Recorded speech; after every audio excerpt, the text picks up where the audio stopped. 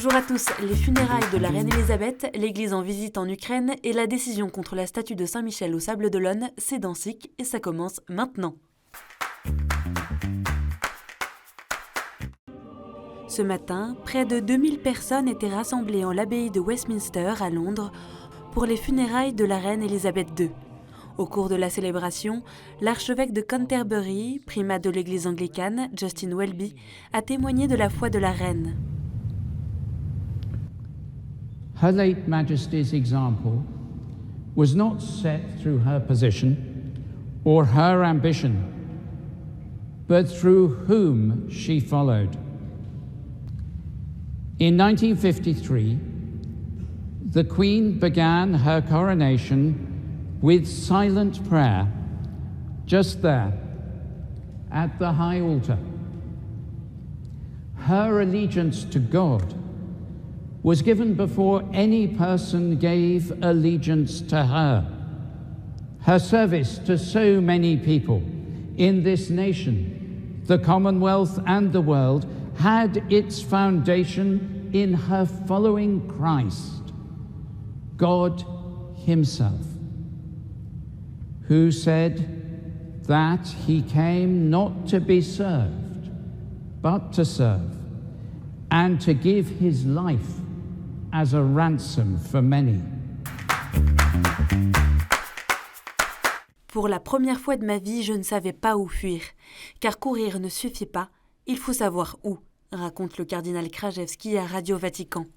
En Ukraine, l'aumônier apostolique et préfet du dicaster pour le service de la charité a essuyé des tirs ce samedi 17 septembre.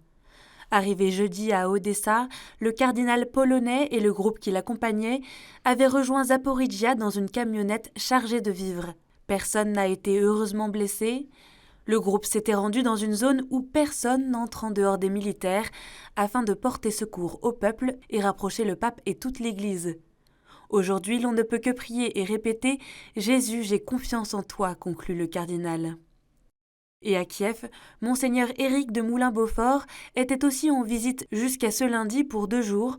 Vous portez en votre chair et en votre cœur les morts de beaucoup qui vous sont chers et qui appartenaient à l'avenir de votre pays, a déclaré le président de la Conférence des évêques de France lors de la Divine Liturgie au séminaire de Kiev.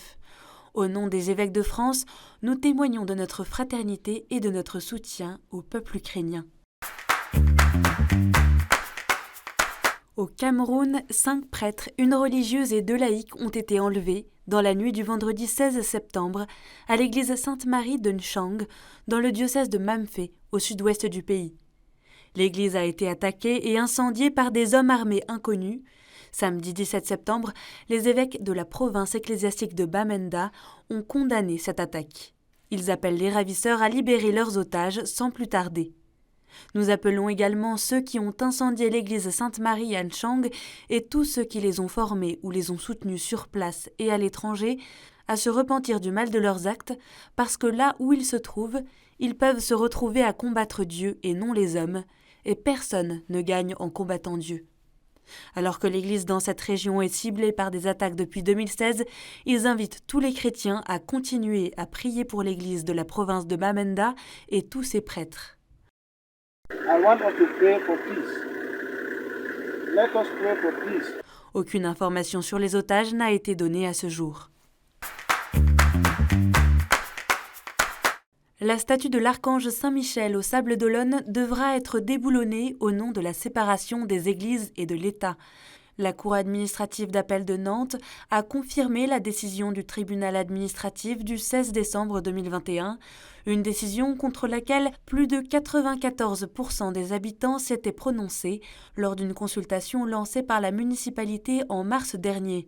La Fédération de la libre pensée de Vendée demandait à la mairie son enlèvement d'une place publique en raison du caractère religieux de la statue. La ville a décidé de saisir le Conseil d'État et regrette que le caractère patrimonial, culturel, artistique et historique de cette œuvre n'ait pas été reconnu. Les paroissiens le vivent avec beaucoup de tristesse parce que cette statue ne fait du mal à personne. Elle a été placée là il y a 3 ans Et nous, en tant que groupe chrétien, communauté chrétienne, cette statue n'a jamais été l'objet d'un culte pour nous. Elle est devant notre église, l'église Saint-Michel. La place s'appelle la place Saint-Michel. L'auditorium qui est là s'appelle l'auditorium Saint-Michel. Et le quartier s'appelle le quartier Saint-Michel. Donc, toutes ces appellations montrent que cette statue a vraiment sa place là où elle est. Et dans l'actualité ce week-end, samedi a eu lieu la messe d'ordination épiscopale de Monseigneur Luc Meyer, nouvel évêque de Rodez et Vabre. Sa devise, revêtez-vous du Seigneur Jésus-Christ.